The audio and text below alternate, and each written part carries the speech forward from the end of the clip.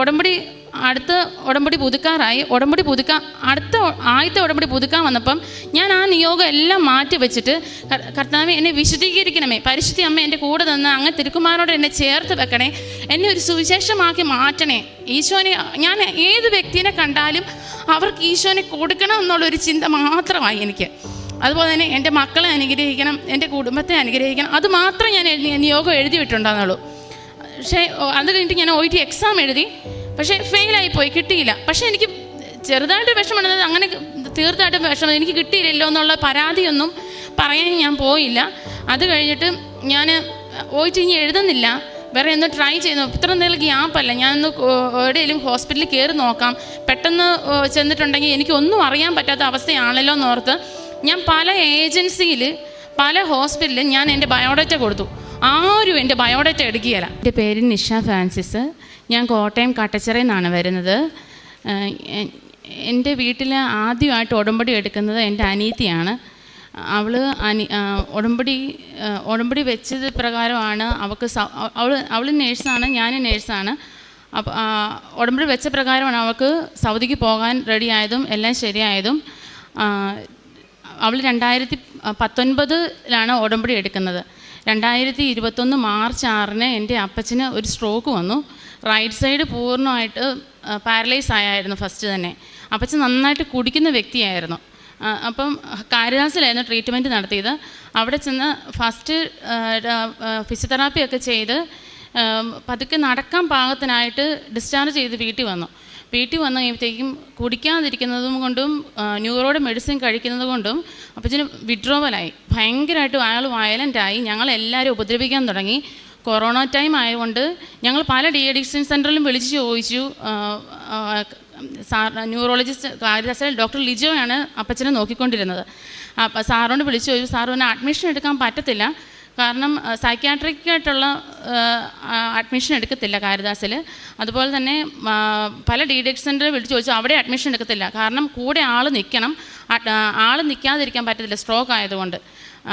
അപ്പം അടുത്തുള്ള ഒരു ഹോസ്പിറ്റലിൽ സാറിൻ്റെ അടുത്ത് ഞങ്ങൾ ചെന്നപ്പോഴേക്കും സാറ് പറഞ്ഞു, ഈ മനുഷ്യന് ഒന്നും ചെയ്യാൻ വേറെ ഒന്നും ചെയ്യാനില്ല, ഈ മനുഷ്യന് സെഡേഷൻ കൊടുത്ത് ഇരിക്കാനേ പറ്റത്തുള്ളൂ, എല്ലാം ടാബ്ലറ്റ് തന്നു വിടാം, സെഡേഷനുള്ള ടാബ്ലറ്റ് തന്നു വിടാം, വിഡ്രോവലുള്ള മെഡിസിൻ തന്നു വിടാം, വീട്ടിൽ ചെന്ന് കൊടുത്താൽ മതിയെന്ന് പറഞ്ഞു.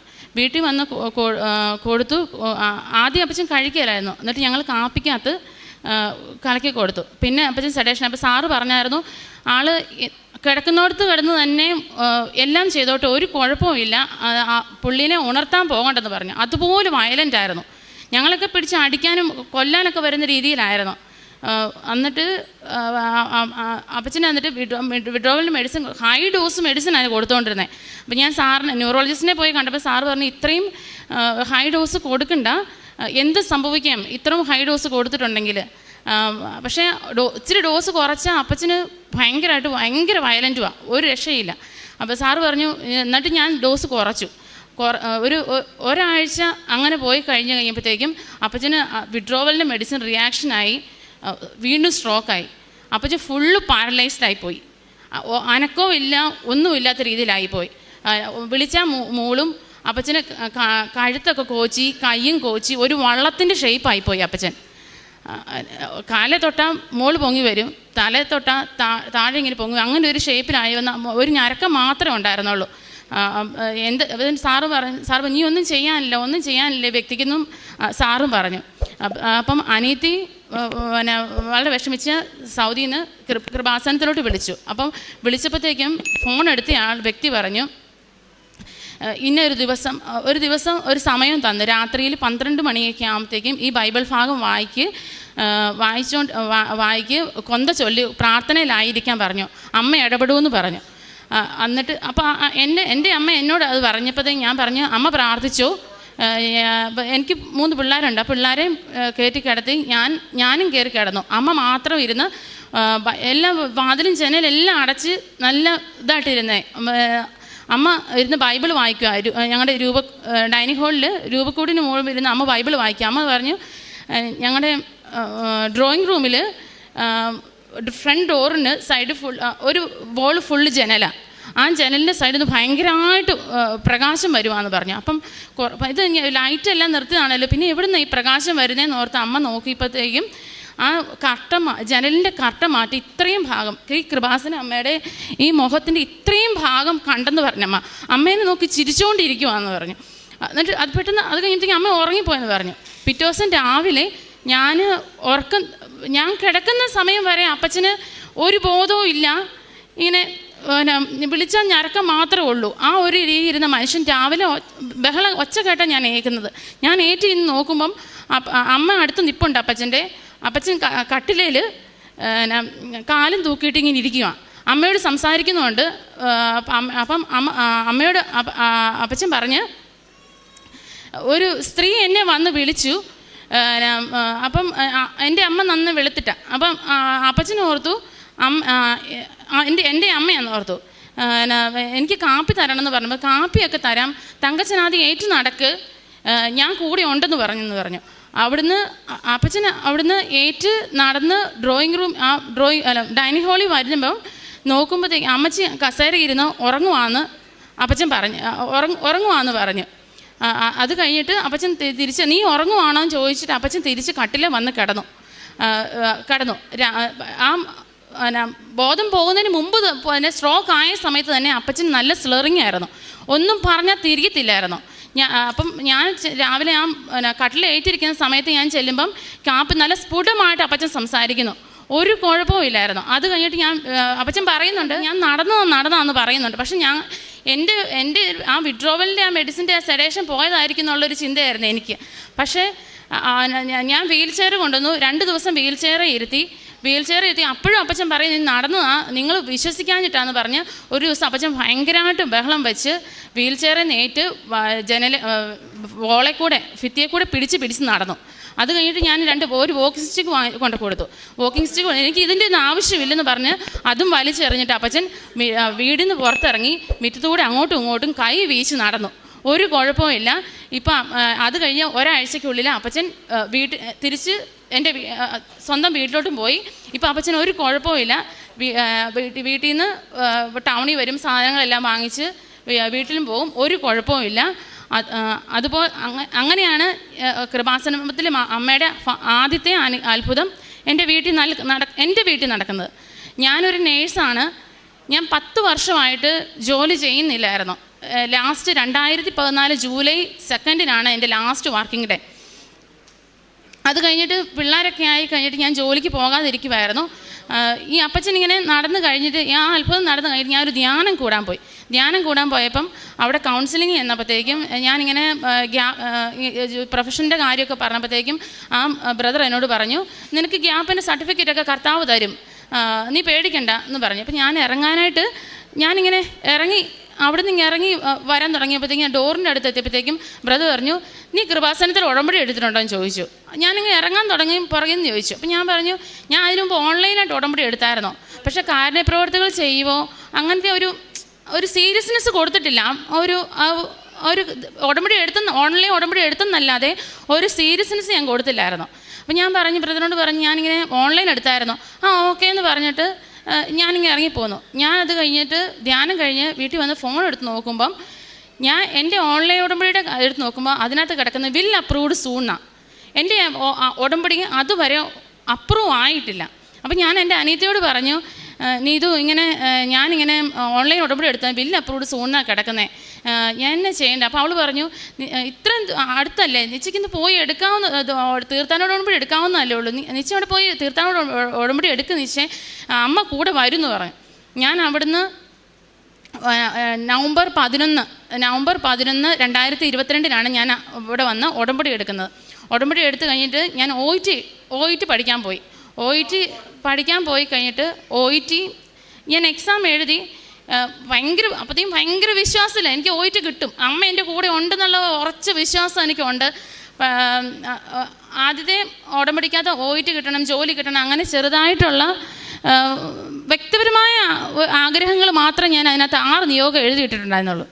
അത് കഴിഞ്ഞിട്ട് ഉടമ്പടി അടുത്ത ഉടമ്പടി പുതുക്കാറായി. ആദ്യത്തെ ഉടമ്പടി പുതുക്കാൻ വന്നപ്പം ഞാൻ ആ നിയോഗം എല്ലാം മാറ്റി വെച്ചിട്ട്, കർത്താവേ എന്നെ വിശുദ്ധീകരിക്കണമേ, പരിശുദ്ധി അമ്മ എൻ്റെ കൂടെ നിന്ന് അങ്ങ് തിരുക്കുമാരനോട് എന്നെ ചേർത്ത് വെക്കണേ, എന്നെ ഒരു സുവിശേഷമാക്കി മാറ്റണേ. ഈശോനെ, ഞാൻ ഏത് വ്യക്തിനെ കണ്ടാലും അവർക്ക് ഈശോനെ കൊടുക്കണം എന്നുള്ളൊരു ചിന്ത മാത്രമായി എനിക്ക്. അതുപോലെ തന്നെ എൻ്റെ മക്കളെ അനുഗ്രഹിക്കണം, എൻ്റെ കുടുംബത്തെ അനുഗ്രഹിക്കണം, അത് മാത്രം ഞാൻ നിയോഗം എഴുതിയിട്ടുണ്ടെന്നുള്ളൂ. പക്ഷേ അത് കഴിഞ്ഞിട്ട് ഞാൻ OET എക്സാം എഴുതി, പക്ഷേ ഫെയിലായിപ്പോയി, കിട്ടിയില്ല. പക്ഷേ എനിക്ക് ചെറുതായിട്ട് വിഷമമുണ്ടെന്നത്, അങ്ങനെ തീർച്ചയായിട്ടും വിഷമം, എനിക്ക് കിട്ടിയില്ലല്ലോ എന്നുള്ള പരാതിയൊന്നും പറയാൻ ഞാൻ പോയില്ല. അത് കഴിഞ്ഞിട്ട് ഞാൻ OET ഇനി എഴുതുന്നില്ല, വേറെ ഒന്ന് ട്രൈ ചെയ്യുന്നു. ഇത്ര നേരം ഗ്യാപ്പല്ല, ഞാനൊന്ന് എവിടെയെങ്കിലും ഹോസ്പിറ്റലിൽ കയറി നോക്കാം, പെട്ടെന്ന് ചെന്നിട്ടുണ്ടെങ്കിൽ എനിക്കൊന്നും അറിയാൻ പറ്റാത്ത അവസ്ഥയാണല്ലോ എന്നോർത്ത് ഞാൻ പല ഏജൻസിയിൽ, പല ഹോസ്പിറ്റലിൽ ഞാൻ എൻ്റെ ബയോഡേറ്റ കൊടുത്തു. ആരും എൻ്റെ ബയോഡേറ്റ എടുക്കുകയില്ല. അതിനിടയ്ക്ക് എൻ്റെ നാത്തൂൻ, എൻ്റെ ഹസ്ബൻഡ് സിസ്റ്റർ മൗറീഷ്യസിലാണ്, OT മാനേജർ ചേച്ചി നാട്ടിൽ വന്നപ്പം ചേച്ചിയോട് ഞാനിങ്ങനെ പറഞ്ഞപ്പം ചേച്ചി ഇവിടെ വന്നിട്ട് ഉടമ്പടി എടുത്തു. അപ്പോൾ ചേച്ചി പോകുന്നതിന് മുമ്പ് എന്നോട് പറഞ്ഞു, ചേച്ചിയുടെ ബയോഡേറ്റ കൊടുക്കുക, അവിടെ കൊണ്ടുവന്ന് കൊടുത്തു നോക്കാം എന്ന് പറഞ്ഞു. അവിടെ ചേച്ചി കൊടുത്തിട്ട് അവർ വിളിക്കാമെന്ന് പറഞ്ഞു. അത് കഴിഞ്ഞിട്ട് അതിനിടയ്ക്ക് ചേച്ചി എനിക്കൊരു ഫേസ്ബുക്കിൻ്റെ ഒരു അഡ്വർടൈസ്മെൻറ്റ് അയച്ചു തന്നു. മൗറീഷ്യസ് തന്നെയുള്ള ഒരു ഹോസ്പിറ്റലിലെ ഈ മെയിലിലോട്ട് നീ ഒന്ന് CV ഇട്ട് നോക്ക്, അറിയത്തില്ല, അടുത്തതായിട്ട് തുടങ്ങിയ ഒരു അധികമായിട്ടില്ല ഈ ഹോസ്പിറ്റൽ തുടങ്ങിയിട്ട്, നീ ഇന്ന് കൊടുത്തു നോക്കാൻ പറഞ്ഞു. ബയോഡേറ്റ അയച്ചിടാൻ പറഞ്ഞു. ഞാൻ അതും അയച്ചു. അതിനിടയ്ക്ക് ചേച്ചി CV കൊണ്ട് കൊടുത്ത ഹോസ്പിറ്റലിലെ എന്നെ വിളിച്ചു. അവരെന്നോട് ഇൻ്റർവ്യൂ ചെയ്ത് ഒത്തിരി ക്വസ്റ്റ്യൻസ് എന്നോട് ചോദിച്ചു. എനിക്ക് അറിയാവുന്നതും അറിയാത്തതുമായിട്ട് ഒത്തിരി ക്വസ്റ്റ്യൻസ് എന്നോട്. 10 വർഷമായിട്ട് ഞാൻ ഈ ഫീൽഡിൽ നിന്നേ വിട്ട് നിൽക്കുക, എനിക്കൊന്നും അറിയത്തില്ല. അതിനിടയ്ക്ക് വെപ്രാളമായിപ്പോയി, ഒന്നും പറയാനും പറ്റാത്ത അവസ്ഥയായിപ്പോയി. അപ്പം അവരെന്നോട് പറഞ്ഞു, കുറേ കാര്യങ്ങളെല്ലാം പറഞ്ഞു കഴിഞ്ഞിട്ട് ഒരു റിപ്ലൈയും ഇല്ല അവരുടെ സൈഡിൽ നിന്ന്. അപ്പം ചേച്ചിയോട് ഞാൻ വിളിച്ചു. ചേച്ചിയോട് അവർ പറഞ്ഞു, ചേച്ചി അറിയുന്ന ആ ഹോസ്പിറ്റലിൽ നേഴ്സിംഗ് ഡയറക്ടറിനെ ചേച്ചി അറിയുന്ന, ചേച്ചിയുടെ ഫ്രണ്ടാണ്. ചേച്ചിയോട് ചോദിച്ചപ്പോൾ പറഞ്ഞു പെർഫോമൻസും തീരെ കുറവായിരുന്നു, കൂടാതെ ഇത്ര 10 വർഷം ഗ്യാപ്പ് അവർക്ക് ഒട്ടും ആക്സെപ്റ്റ് ചെയ്യാൻ പറ്റത്തില്ലെന്ന് പറഞ്ഞു.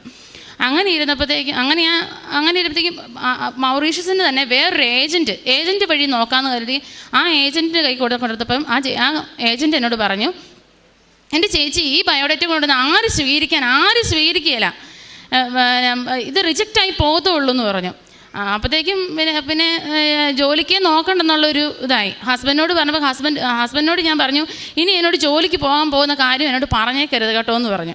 അങ്ങനെ പറഞ്ഞിരിക്കുന്നത് കഴിഞ്ഞ വെള്ളിയാഴ്ച അല്ല, 18-ാം തീയതി 19-ാം തീയതിയാണ് എൻ്റെ ഉടമ്പടി അടുത്ത 3ാമത്തെ പുതുക്കുന്നത്.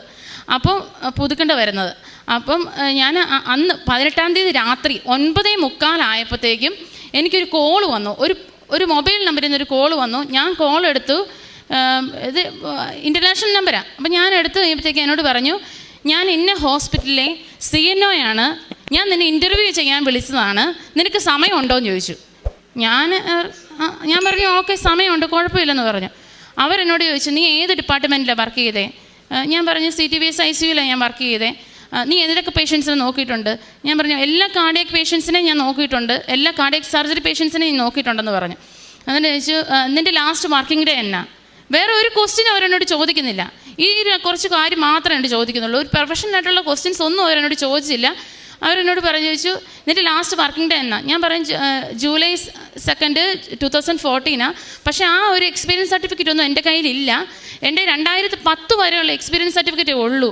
വേറെ ഞാൻ അത് കഴിഞ്ഞ് 3 വർഷം ഞാൻ ജോലി ചെയ്തിട്ടുണ്ട്, പക്ഷേ അതിൻ്റെ ഒന്നും എക്സ്പീരിയൻസ് സർട്ടിഫിക്കറ്റ് എൻ്റെ കയ്യിലില്ല. ഉള്ള സത്യം ഉള്ള കാര്യം ഞാൻ പറഞ്ഞു. അപ്പോഴത്തേക്കും അവരെന്നോട് ചോദിച്ചു, എന്തുകൊണ്ടാണ് നീ വർക്ക് ചെയ്യാതിരുന്നേ? പിന്നെ കല്യാണം കഴിഞ്ഞിട്ട് ആയി കഴിഞ്ഞപ്പോഴത്തേക്കും എനിക്ക് പോകാൻ പറ്റിയില്ല എന്ന് ഞാൻ പറഞ്ഞു. അപ്പോൾ എൻ്റെ കയ്യിൽ ഇല്ലാത്ത കാര്യങ്ങളെല്ലാം ഞാൻ അവരോട് പറഞ്ഞുകൊണ്ടിരിക്കുന്നതിനിടയ്ക്ക് അവരെടുത്ത് എന്നോട് ചോദിക്കുക, നിനക്ക് September 1 ഇവിടെ ജോയിൻ ചെയ്യാൻ പറ്റുമോ എന്ന് ചോദിച്ചു. ഒരു നിമിഷം ഞാൻ ഫ്രീസായിപ്പോയി, എന്നെ പറയേണ്ടതെന്ന് അറിയത്തില്ലെന്നായിപ്പോയി. ഞാൻ പറഞ്ഞു, പിന്നെ ഞാൻ ഓർത്തു, ഇത് സത്യമാണോ? ഇത് ഒരു പേഴ്സണൽ നമ്പറിൽ നിന്ന് എനിക്ക് കോൾ വരുന്നേ, ഇത് ഉള്ളതാണോ? ഇപ്പോഴത്തെ ഇതെല്ലാം തട്ടിപ്പ് നടക്കുന്നതുകൊണ്ട് എനിക്കും പേടിയായി. ഞാൻ പറഞ്ഞു, എൻ്റെ ഹസ്ബൻഡിനോടൊന്ന് പറയണം, അല്ലാണ്ട് എനിക്കൊന്നും തീരുമാനമെടുക്കാൻ പറ്റില്ലെന്ന് പറഞ്ഞു. നീ ഓക്കെ, ഇതെൻ്റെ പേഴ്സണൽ നമ്പറാണ്, നിനക്ക് ഓക്കെ ആണെന്നുണ്ടെങ്കിൽ നീ എൻ്റെ ഈ നമ്പറിൽ വിളിച്ച് അറിയിച്ചാൽ മതി. മണ്ടേക്ക് മുമ്പ് എന്നെ വിളിച്ചറിയിക്കണം, അതുവരെയുള്ള സമയം നിനക്കുണ്ട്, വിളിച്ചറിയിക്കണം എന്ന് പറഞ്ഞു. ഞാൻ പറഞ്ഞു അരമണിക്കൂറിനുള്ളിൽ ഞാൻ വിളിച്ച് പറയാമെന്ന് പറഞ്ഞു. ഞാൻ അപ്പം തന്നെ നാത്തൂനെ വിളിച്ചു. അപ്പോൾ ചേച്ചി പറഞ്ഞു, എടി ആ നമ്പർ എനിക്ക് സെൻഡ് ചെയ്തതാണ്, നമ്പരും സെൻഡ് ചെയ്തതാണ്, അവളുടെ പേര് പറയാൻ പറഞ്ഞു. അപ്പോൾ ഞാൻ മാഡത്തിൻ്റെ പേര് പറഞ്ഞു, നമ്പരും സെൻഡ് ചെയ്തു. നീ ഒന്നുകൊണ്ട് പേടിക്കണ്ട, ഇത് അവിടെ നിന്നുള്ള ഹോസ്പിറ്റലിൽ അവിടുത്തെ CNO ആണ്, നേഴ്സിംഗ് ഡയറക്ടറാണ്, നീ അത് കണ്ണും പൂട്ടി അങ്ങ് സമ്മതിച്ചോളാൻ പറഞ്ഞു. ഞാൻ അപ്പം തന്നെ അവരെ വിളിച്ചു. റിങ് പോയതേ ഉള്ളൂ, ആ മാഡം എടുത്തിട്ട് എന്നോട് പറഞ്ഞു, എന്താ തീരുമാനം എന്നോട് ചോദിച്ചു. ഇംഗ്ലീഷിലാണ് എല്ലാം സംസാരിക്കുന്നത്. അപ്പോൾ എന്നോട് പറഞ്ഞു, ഞാൻ പറഞ്ഞു എനിക്ക് റെഡി, ഓക്കെ ആണ് മാഡം എന്ന് പറഞ്ഞു. അങ്ങനെയാണെങ്കിൽ തിങ്കളാഴ്ച ഞാൻ HR-ൻ്റെ നിൻ്റെ ഫയൽ കൊടുത്തേക്കാം, അവർ വിളിച്ചോളും എന്ന് പറഞ്ഞു. അത് കഴിഞ്ഞിട്ട് തിങ്കളാഴ്ചയായിട്ട് ഒരു തിങ്കളാഴ്ച കഴിഞ്ഞു, ചൊവ്വാഴ്ചയായി ഒരു റെസ്പോണ്ട് ഇല്ല. ബുധനാഴ്ച ആയപ്പോഴത്തേക്കും ഞാൻ അവർക്ക് ഈ മാഡത്തിന് പേഴ്സണൽ എന്നെ വിളിച്ച നമ്പറിൽ ഞാൻ വാട്സപ്പിൽ മെസ്സേജ് ചെയ്തു, എന്നെ ആരും ഇതുവരെ കോൺടാക്റ്റ് ചെയ്തില്ല, ഞാൻ എന്ത് ചെയ്യണമെന്ന്. അപ്പോൾ മാഡം എനിക്ക് റിപ്ലൈ ചെയ്തു, I am working on it എന്ന് പറഞ്ഞുകൊണ്ട്. അത് കഴിഞ്ഞിട്ട് വെള്ളിയാഴ്ച അത് കഴിഞ്ഞിട്ട് ഒരു റിപ്ലൈ ഒന്നും ഇല്ലാതിരുന്നപ്പോഴത്തേക്കും അപ്പം സെപ്റ്റംബർ 1 അധികം ആകാൻ സമയമില്ല. അപ്പം എന്തൊക്കെ പേപ്പർ വർക്ക് ചെയ്യണം, എന്ത് ചെയ്യണം എന്നൊന്നും എനിക്കറിയത്തില്ല. അതിനിടയ്ക്ക് എൻ്റെ പിള്ളേരെ എവിടെയെങ്കിലും എനിക്ക് ഇത് കിട്ടുകയാണെങ്കിൽ എനിക്ക് എൻ്റെ ഫാമിലി ഫുള്ള് കൊണ്ടുപോകാനും എനിക്ക് പറ്റും. എനിക്ക് എൻ്റെ ഫാമിലിയോട് കൂടി ചേർന്ന് ഒന്നിച്ച് ജോലി ചെയ്യാൻ പറ്റുകയും ചെയ്യും. അപ്പോൾ അതിനുള്ള കാര്യങ്ങളെല്ലാം നോക്കുകയും ചെയ്യണം. എന്ത് ചെയ്യണം എന്ന് എനിക്ക് അറിയാൻ പറ്റില്ല. അതുകൊണ്ട് അവർക്ക് വീണ്ടും ഞാൻ മെസ്സേജ് വിട്ടു, എന്താണ് ഞാൻ ചെയ്യേണ്ടത്, എനിക്കിതുവരെ ആരും കോൺടാക്റ്റ് ചെയ്തില്ലല്ലോ എന്ന് പറഞ്ഞു. അങ്ങനെ പറഞ്ഞിരുന്നപ്പോഴത്തേക്കും ഇന്നലെ സൺഡേ രാവിലെ ഞാൻ ഈ കുർബാനയ്ക്ക് പോയിട്ട് വന്നു കഴിഞ്ഞിട്ട് ഞാൻ അടുത്തൊരു കടയിൽ കയറിയായിരുന്നു. അപ്പോൾ ആ കടയിലെ ചേച്ചിയോട് ഈ കാര്യങ്ങളെല്ലാം ഞാൻ ഇങ്ങനെ എൻ്റെ അപ്പച്ചന് സംഭവിച്ച അത്ഭുതവും അതുപോലെ എനിക്ക് പരിശുദ്ധ അമ്മ വഴി കിട്ടിയ എല്ലാ ഇതും എന്നോട് ഈശോയോട് ചേർന്ന് എനിക്കറിയാൻ പാടില്ല. എനിക്ക് ഈശോയോട് എത്രയ്ക്ക് സ്നേഹമാണ് എനിക്കിപ്പം, എനിക്ക് പറഞ്ഞറിയിക്കാൻ അറിയത്തില്ല. അപ്പോൾ അതിങ്ങനെ പറഞ്ഞ് ഞാൻ വീട്ടിൽ വന്ന് വൈകുന്നേരം ആയപ്പോഴത്തേക്കും ഞാൻ പിള്ളേരെയും കൂട്ടി പുറത്ത് പോയായിരുന്നു. തിരിച്ചു വരുന്ന വഴിക്ക് എനിക്ക് കോള് വന്നു, ചേച്ചിയുടെ കോള് വന്നു, നിനക്ക് മെയിൽ വന്നില്ലേ, ഓഫർ ലെറ്ററിൻ്റെ മെയിൽ വന്നില്ലേ, ഇതുവരെ ഒന്നും നീ റിപ്ലൈ ചെയ്തില്ലേ എന്ന് ചോദിച്ചുകൊണ്ട് വന്നു. ഞാൻ പറഞ്ഞു എനിക്ക് മെയിൽ വന്നില്ലല്ലേ ചേച്ചി, ഞാൻ പുറത്ത് പിള്ളേരെ കൊണ്ട് ഔട്ടിങ്ങിന് വന്നതാന്ന് പറഞ്ഞപ്പോഴത്തേക്കും ചേച്ചി പറഞ്ഞു, നിൻ്റെ മെയിലെടുത്ത് പെട്ടെന്ന് നോക്ക്, മെയിൽ കാണും, ഇല്ലെങ്കിൽ സ്പാമിൽ നോക്കാൻ പറഞ്ഞു. അപ്പോൾ ഞാൻ എടുത്ത് നോക്കി, അപ്പോഴൊന്നും സ്പാമിലും ഇല്ല, ഒരിടത്തുമില്ല. അത് കഴിഞ്ഞിട്ട് ഞാൻ വീട്ടിൽ വന്ന് കയറി ഇരുന്ന് ഉടനെ ഞാൻ വീണ്ടും മെയിൽ ചെക്ക് ചെയ്തിരുന്നു, ഫുള്ള് മെയിൽ ചെക്ക് ചെയ്ത് ആ നോക്കുന്ന സമയത്തിൽ എനിക്ക് മെയിൽ വന്നു. ഞാൻ അന്ന് മാഡം എനിക്ക് ഇൻ്റർവ്യൂ ചെയ്തപ്പം എന്നോട് ഓഫർ ലെറ്ററിനകത്ത് ഉള്ള എല്ലാ അലവൻസും എല്ലാ കാര്യങ്ങളും എന്നോട് ഓഫർ ലെറ്റർ അന്ന് മാഡം ഇൻ്റർവ്യൂവിന് വിളിച്ചപ്പം എന്നോട് ചോദിച്ചായിരുന്നു, നിനക്ക് എത്ര സാലറി നീ എക്സ്പെക്റ്റ് ചെയ്യുന്നത്, നിനക്ക് എത്ര വേണ്ടെന്ന് ചോദിച്ചു. അപ്പം ഞാൻ പറഞ്ഞു എനിക്കറിയത്തില്ല, അവിടുത്തെ സാലറിയുടെ കാര്യങ്ങളൊന്നും എനിക്കറിയത്തില്ല, പക്ഷേ എനിക്ക് ഇത്രയും ഗ്യാപ്പും ഉണ്ട്, ഞാൻ ഉണ്ടെന്നും പറയുന്നില്ല, എന്നാലും എൻ്റെ ഒരു എക്സ്പെക്റ്റേഷനിൽ ഇത്ര സാലറി തീരെ കുറച്ചൊന്നല്ല എന്നാൽ ഒരുമാതിരി എനിക്ക് കിട്ടാവുന്ന ഏറ്റവും നല്ല സാലറിയാണ് ഞാനവിടെ പറഞ്ഞത്. ഞാൻ എന്താണോ അവിടെ പറഞ്ഞത് അതിലുപരിയായിട്ട് കൂടുതലായിട്ട് അവരെനിക്ക് ഓഫർ ലെറ്റർ തന്നേക്കുന്നത്. അപ്പോൾ ഞാൻ പറഞ്ഞു, അപ്പം തന്നെ വിത്തിൻ 24 hours ചെയ്യണമെന്ന് പറഞ്ഞു, റിപ്ലൈ കൊടുക്കണമെന്ന് പറഞ്ഞു ഓഫർ ലെറ്ററിന്. ഞാൻ അപ്പം തന്നെ റിപ്ലൈ കൊടുത്തു, മെയിൽ അയച്ചു അവർക്ക്. ഇന്നലെ അവിടെ മൗറീഷ്യസിൽ സാറ്റർഡേ സൺഡേ HR ലീവാണ്, HR ഓഫാണ്, ലീവാണ്. ഇതെനിക്ക് ഇന്നലെ മെയിൽ വന്നത് രാത്രി 7 മണിക്കാണ്. ആ സമയത്തും എനിക്ക് വേണ്ടി അവിടെ ഇരുന്ന് അമ്മ വർക്ക് ചെയ്യുന്നുള്ളതാണ് ഞാൻ വിശ്വസിക്കുന്നത്. പരിശുദ്ധ അമ്മ തന്നെയാണ് എനിക്ക് അതവിടെ ചെയ്തു തന്നത്. ഇന്ന് രാവിലെ ഞാനിവിടെ വന്ന് ഉടമ്പടി, എൻ്റെ 3ാമത്തെ പുതുക്കലായിരുന്നു, ഉടമ്പടി പുതുക്കി താഴെ വന്ന് കഴിഞ്ഞപ്പോഴേക്കും എനിക്ക് അവർ വീണ്ടും മെയിൽ അയച്ചേക്കുന്നു, നിനക്ക് അക്കോമഡേഷൻ എവിടെയാണ് ശരിയാക്കേണ്ടത്, നിനക്ക് 1 സെപ്റ്റംബർ തന്നെ ഞാൻ ടിക്കറ്റ് അയച്ചു തന്നേക്കാം, ഏത് എയർപോർട്ടിൽ നിന്നാണ് നീ വരുന്നത്, ഏത് എയർപോർട്ടിൽ നിന്ന് വേണം നീ കയറാനായിട്ട്, നിനക്ക് ഏത് എയർപോർട്ടിൽ നിന്ന് വേണം ടിക്കറ്റ് എടുക്കാമെന്ന് പറഞ്ഞുകൊണ്ട് എനിക്ക് അവർ മെയിൽ അയച്ചേക്കുന്നു. ഇനി വീട്ടിൽ ചെന്നിട്ട് എനിക്ക് കൊച്ചിൻ എയർപോർട്ടിൽ നിന്ന് തന്നെ വേണമെന്ന് എനിക്ക് പറയണം. അത് സെപ്റ്റംബർ 1 തന്നെ എനിക്ക് പോകാൻ പറ്റും. ഞാൻ തേർഡ് ഉടമ്പടി എടുക്കാൻ വന്ന സെക്കൻഡ് ഉടമ്പടി പുതുക്കാൻ വന്ന സമയത്ത് ഞാൻ പരിശുദ്ധ അമ്മയോട് പറഞ്ഞായിരുന്നു, എവിടെയെങ്കിലും പോകാൻ ശരിയായ തന്നെ എൻ്റെ കയ്യിൽ കാശൊന്നുമില്ല, എനിക്ക് മുടക്കാനായിട്ട് കാശൊന്നുമില്ല, അല്ലെ കടം വാങ്ങിക്കണം, ലോൺ എടുക്കണം, എല്ലാം എൻ്റെ ഒരു രൂപ പോലും ഇല്ല അമ്മേ, എന്നെ ഒരു രൂപ പോലും ഇല്ലാതെ എന്നെ കൊണ്ടുപോകണമെന്ന് ഞാൻ അമ്മയോട് അന്ന് ഇവിടെ വന്നിരുന്ന കൊന്ത ചൊല്ലി ഞാൻ അമ്മയോട് പറഞ്ഞതാണ്. അതുപോലെ തന്നെ എൻ്റെ കയ്യിൽ നിന്ന് ഒരു രൂപ പോലും ചിലവില്ലാതെയാണ് ഞാനിപ്പോൾ പോകുന്നത്. സർവീസ് ചാർജായിട്ടോ ഒന്നുമായിട്ടോ ടിക്കറ്റായിട്ടോ ഒന്നുമായിട്ടോ എല്ലാ ബെനിഫിറ്റ്സോടും കൂടിയാണ് പോകുന്നത്. 3 മാസം കഴിയുമ്പം എനിക്ക് എൻ്റെ മക്കളെയും എൻ്റെ ഫാമിലിയെയും എനിക്ക് അവിടെ കൊണ്ടുപോകാം,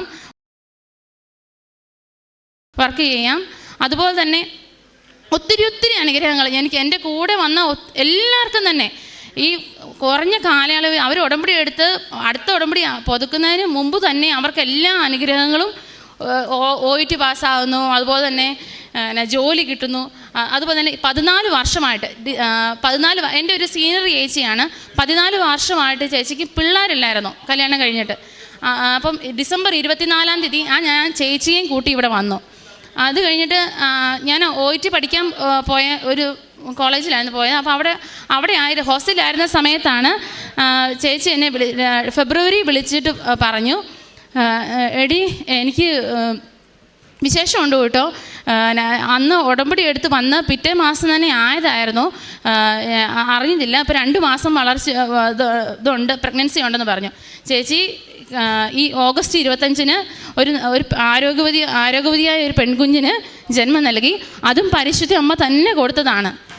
പിന്നെ ഞാൻ എപ്പോൾ പ്രാർത്ഥിക്കാനിരുന്നാലും, ഇപ്പം ഈ രാവിലെ ഉടമ്പടി പുതുക്കാൻ ചെന്നിരുന്നപ്പോഴും എനിക്ക് ഭയങ്കരമായിട്ട് മുല്ലപ്പൂവിൻ്റെ സുഗന്ധമാണ്. മുല്ലപ്പൂ തന്നെയല്ല, ആദ്യം എനിക്ക് വന്ന സുഗന്ധം എന്ന് വെച്ചാൽ ബ്രൈഡൽ മുല്ലയുടെ മണമില്ലേ, ഭയങ്കര തീക്ഷ്ണമായ സുഗന്ധമാണത്.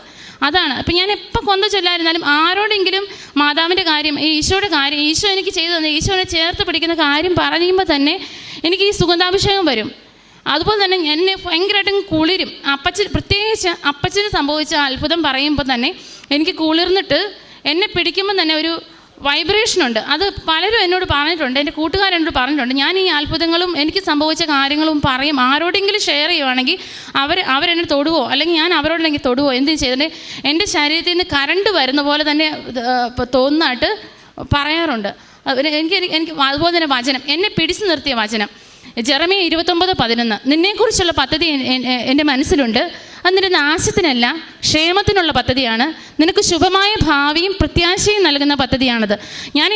എനിക്ക് എപ്പോൾ ഇങ്ങനെ വിഷമം തോന്നുന്ന സന്ദർഭങ്ങളിലെല്ലാം ഞാൻ ഈ വചനം ഉറക്കെ പറയുമായിരുന്നു. അതുപോലെ ആ സമയത്ത് തന്നെ പരിശുദ്ധ അമ്മയോടും പറയും, അമ്മയുടെ ഉദരത്തിലല്ലേ പരിശുദ്ധ ഈശോ വചനമായിട്ട് ഉത്ഭവിച്ച്, വചനം തന്നെ എന്നെ അനുഗ്രഹിക്കണേ, വചനത്താൽ എന്നെ നിറയ്ക്കണേ എന്ന് പറഞ്ഞ് പ്രാർത്ഥിക്കുമായിരുന്നു. അതുപോലെ തന്നെ ബൈബിൾ വായിക്കാൻ എടുക്കുമ്പോൾ തന്നെ എനിക്ക് പലപ്പോഴും മുല്ലപ്പൂവിൻ്റെ സുഗന്ധം വരാറുണ്ട്. അതുപോലെ ഈശോനെക്കുറിച്ചോ മാതാവിനെക്കുറിച്ചോ ആരോടെങ്കിലും സംസാരിക്കുമ്പോൾ എനിക്കറിയാൻ പാടില്ല, എനിക്ക് ഭയങ്കര സന്തോഷമാണ്, പിന്നെ നിർത്താൻ പറ്റത്തില്ല, അതുപോലെ ഞാൻ പറഞ്ഞുകൊണ്ടിരിക്കും.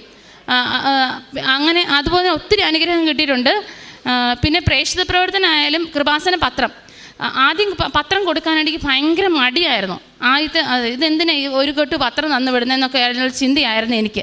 അത് കഴിഞ്ഞിട്ട് ആദ്യത്തെ പ്രാവശ്യം പത്രം മുഴുവൻ ഉടമ്പടി ചെയ്ത് തീർക്കണമല്ലോ എന്നുള്ള ഒരു ഇതിലായിരുന്നു ഞാൻ പത്രം കൊടുത്തത്.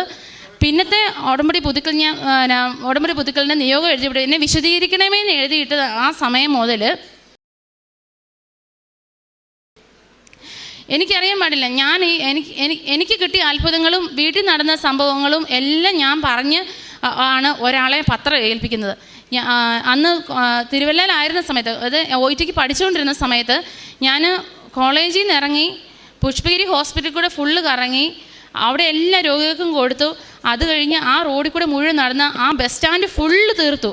അതിൻ്റെ കൂടെ ഒരു കുട്ടി ഉണ്ടായിരുന്നു, എൻ്റെ കൂടെ പഠിക്കുന്ന കൊച്ചും ഉണ്ടായിരുന്നു, അവളും ഉടമ്പടി എടുത്തായിരുന്നു. അവളും നടന്ന് ഓരോരുത്തരോടും പറഞ്ഞ് കൊടുക്കാനുള്ള അനുഗ്രഹം കിട്ടി. ഇപ്പോഴും ആയാലും അതെ, പത്രം വാങ്ങിച്ചിട്ട് കൊണ്ട് കൊടുത്ത്. അതുപോലെ തന്നെ എൻ്റെ ഒരു കൂട്ടുകാരിക്ക് സിംഗപ്പൂരാണ് അവൾ OET പാസ്സാകാനായിട്ട് കൊടുത്തു. അപ്പോൾ അവൾ എന്നോട് പറഞ്ഞു, നിഷ എനിക്കൊരു ഇംഗ്ലീഷ് പത്രം അയച്ചു തരാൻ പറ്റുമോ, എനിക്കിവിടെ കൊടുക്കാനായിട്ടാണ് എന്ന് പറഞ്ഞു. ഞാനത് വാങ്ങിച്ചുകൊണ്ട് ഇവിടുന്ന് പത്രം വാങ്ങിച്ച് ഞാൻ വീട്ടിൽ കൊണ്ട് വെച്ചു. പക്ഷെ അയക്കാനുള്ള ഓരോരോ തടസ്സങ്ങൾ, എനിക്ക് സമയം കിട്ടുന്നുമില്ല. അത് കഴിഞ്ഞിട്ട് അവൾ തന്നെ പറഞ്ഞു, എനിക്ക് എൻ്റെ റിസൾട്ട് ഇതുവരെ ഔട്ടായിട്ടില്ലടി, എൻ്റെ ഹോൾഡ് ചെയ്ത് വെച്ചിരിക്കുകയാണ്, ഇതുവരെ റിസൾട്ട് ഔട്ടായിട്ടില്ല, നീ എൻ്റെ പത്രം അയച്ചായിരുന്നോ ചോദിച്ചു. അതിന് പിറ്റേ ദിവസം കൊണ്ട് ഞാൻ ഈ പത്രം ഞാൻ അയച്ചു കഴിഞ്ഞ് ഒരാഴ്ച കഴിഞ്ഞപ്പോഴത്തേക്കും അവൾ എന്നെ വിളിച്ച് പറഞ്ഞു, എടി എനിക്ക് OET കിട്ടിയിട്ടുണ്ട്, ഫുള്ളും കിട്ടിയിട്ടുണ്ട്, എനിക്ക് പോകാം, എനിക്ക് ഇഷ്ടമുള്ള രാജ്യത്തോട്ട് പോകാം എന്നവൾ പറഞ്ഞു. ഇത്രയും അനുഗ്രഹമാണ് എനിക്ക് കിട്ടിയത്. എനിക്ക് ഒത്തിരി ഇപ്പം പറഞ്ഞാലും തീരാത്ത ഒത്തിരി അനുഗ്രഹങ്ങൾ എനിക്ക് കിട്ടിയിട്ടുണ്ട്. ഉടമ്പടിയോട്